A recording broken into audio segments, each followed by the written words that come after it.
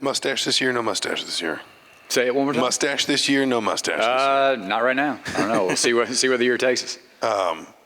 I recognize there's a lot you guys are holding back with the quarterback, but as coordinator with either of those guys, are there things that you can point to where by Saturday you can say, if he's doing this, if I'm seeing this beyond the obvious, completing passes, et cetera, if he's doing this, if he's showing me this, he's playing well and I've got him comfortable, I guess, if that makes sense? I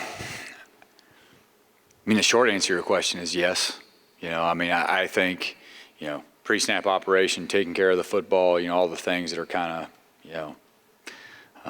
of the utmost importance in playing the position, both of those guys, have to be in a position to do that. They got to play well.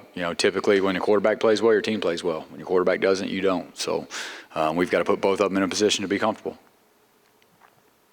We'll go Mason, or Matt, you ready? We'll Yeah. Matt and Mason. Hey, Coach. At receiver, obviously you got some guys on the outside that, kind of somewhat proven in Camper, Donovan a little bit, E.J. Williams. But I'm curious about the slot position. Is there some guys that you feel like have stepped up there, and how do you feel about that, with that being such an important part of, opening up the middle of the field for you guys? Yeah, we've, there's a couple ways to fill that role. We've got some guys that not only are really good players outside, but also are smart enough and concept sound to play inside. So you'll see of the Donnie Macks, the Omar Coopers, the Cam Campers, the E.J. Williams. You may see them inside at times. DeQuise Carter, Cam Perry have both done a really nice job in camp. And then, the bonus, the move-around toy, Jalen Lucas has also played there as well. So just depending on different personnel groupings and things that we're doing, we've got a multitude of different ways to attack, kind of that position. Mason on your right, and then Mike. Coach, we heard last year that you guys were going to emphasize the run game a little bit more in your offense, and we've heard a lot this fall about how dynamic that running attack seems to be this year. But you guys have also run with a lot of pace, especially last year in your first year. How do you expect the run game to kind of dictate that pace, or do you think it will have any sort of impact on it at all? The simplest answer is it really won't have any impact at all. But our ability to run the ball, stay on the field, put us in more manageable third downs with young quarterbacks. I mean, that's going to be huge. But in terms of a pace of play standpoint, we've got the ability to go as fast as we want to go. We got the ability to go as slow as we want to go. And so for me, it's just making sure that our run game is explosive, and that we can win from the C gap out. We can dent the line of scrimmage when we need to, and to me, it's just we've got to make sure that we're, staying on schedule, that, productive runs, efficient runs, eliminating as many negatives as we can in the run game. So, but no, in terms of pace and how we play, really won't have much of a say on how we run the football. We'll go Mike on your left, and then Don. I know it's probably difficult without, kind of getting into who won the job, but what were at the quarterback position deciding factors for you, and how you kind of determined who you did, guys? I mean, I know you can't say who, but how you decided on a starter? Yeah, I think first and foremost, the young guys, eliminating error. How does that happen? That's, your entire pre-snap process, eliminating issues at the line of scrimmage. If a guy's not right, can you get him right? Your at the line of scrimmage communication, your communication on the sideline, when we do huddle. But number one is just minimizing error. Number two is after the snap, can you drive your eyes where they're supposed to early in the downs? And can you be smart with the football late in downs? And those two things are two completely different things, but they both manifest themselves in, completions or, balls in jeopardy. And then number three, I would think just comfortability, leadership ability. Do you create confidence in the other 10 guys on the football field when you're out there? And so to me, those three things, especially with younger guys, are kind of the linchpins in how you're going to make a decision. Walt, can you talk a little bit about what you've seen out of the offensive line here in preseason, what your thoughts are about the improvement in that area? Yeah, I think the first thing is just with Coach Bostad, and again, by no means is this an attack on Darren Hiller. I love Darren. Darren's a great man and a good person. I want to get that out of the way first. But, with Coach Bostad, just the amount of repetitions, the time on task, how many reps of individual those guys accrue on a daily basis. I mean, it's when they're out there, they are working. and so you're starting to see some technical proficiency. You're starting to see guys, from a marking standpoint, from a technique and fundamental standpoint, really start to take hold and kind of understand what we're trying to get done. You're starting to see a group of guys, because there's a lot of guys that have played, especially when you add Bedford back. And then because Bedford went down and Carp went down for time, there are a bunch of young guys that had to play. So we've got 7 or 8 guys that have played a lot of football, even with the addition of Max Longman, who played a lot of football at UMass. So we've got a pretty experienced group that's played a lot of football. But just to me, it's just you're starting to see some technical proficiency. You're starting to see a little bit of an edge, which is earned, not a fake edge, not a, they earn it in practice every day. There's probably no position group on our team, that devotes more time on task than the offensive line. And so, and I think early in the year, it's going to be really important for those guys to build some confidence and have success. Pete on your left and then Zach. Yeah, Walt, I know you have not seen Ohio State's new defense, but just overall your thoughts on what problems they can present.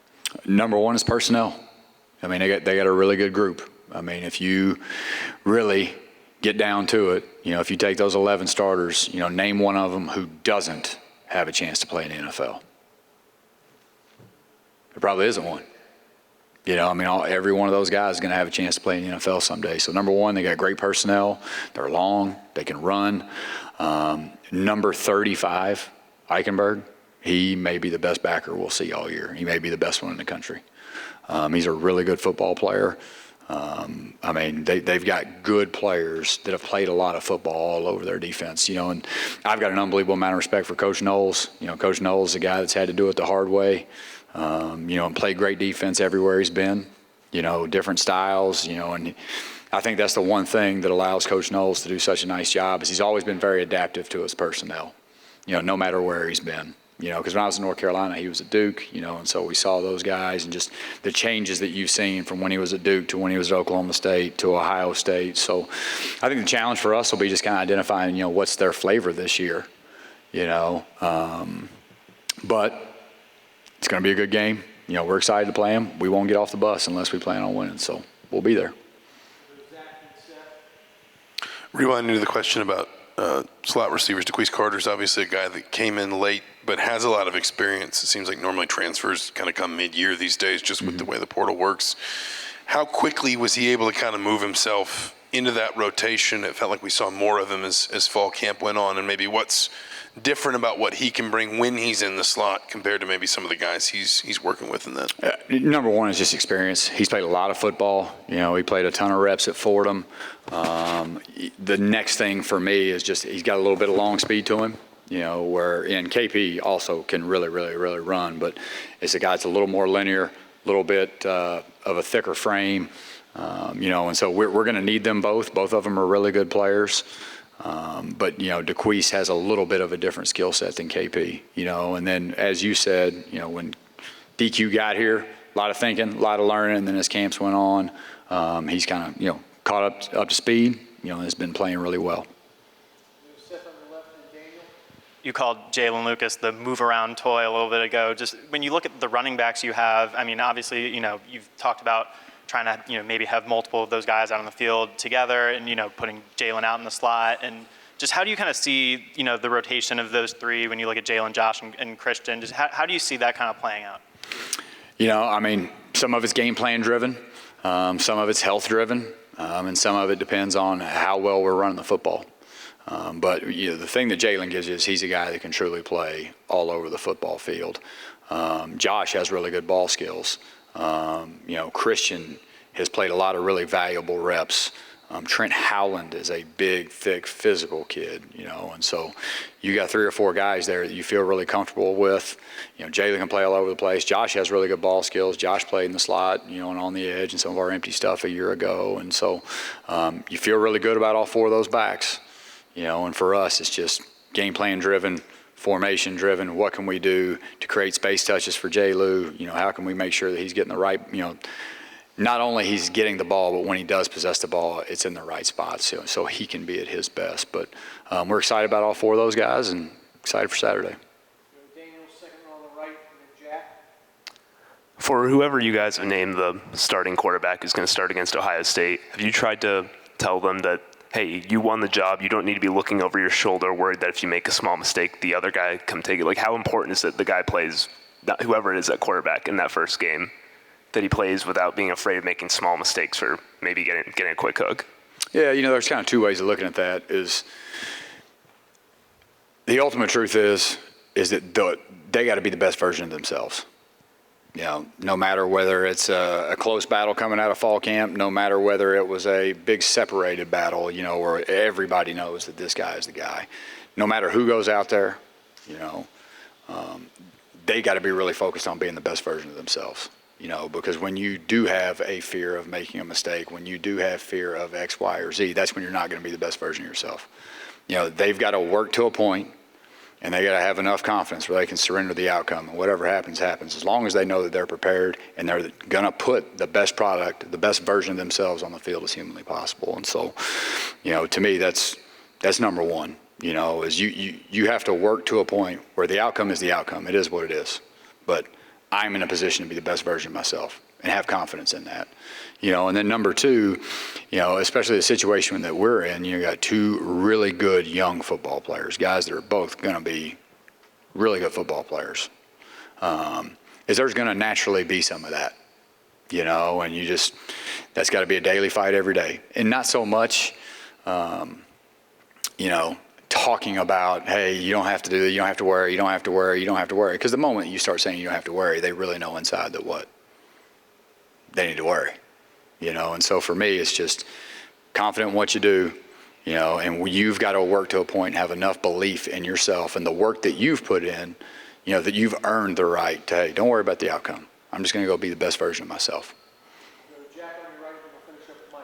Yeah, with Jalen Lucas, I remember last year, especially early in the season, you talked about not trying to throw too many responsibilities on him. It seems like this year before the season when we talked to him, he's very confident that he can do everything. Are there signs in practice that you see that he's able to kind of grasp having all those responsibilities that you feel like will show up? Yeah, and that's a huge credit to him because it's been August? It's been an 8-month process. He's spent a lot of time, with wideouts in certain periods of practice going all the way back to spring. He spends, more than 50% of his time with the running backs, and also he's a returner and a kick returner.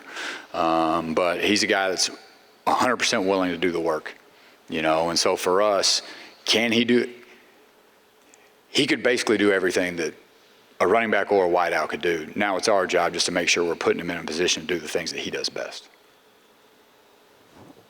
And my question was actually an extension of that. How challenging is that when you have a player like that? You mentioned kind of game planning to get him in the right situations. Tom's talked about sort of a minimum touch count.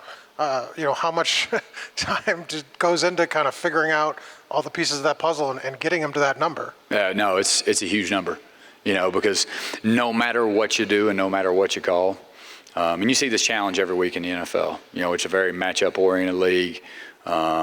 Is no matter what you do, there are no guarantees. There are some, we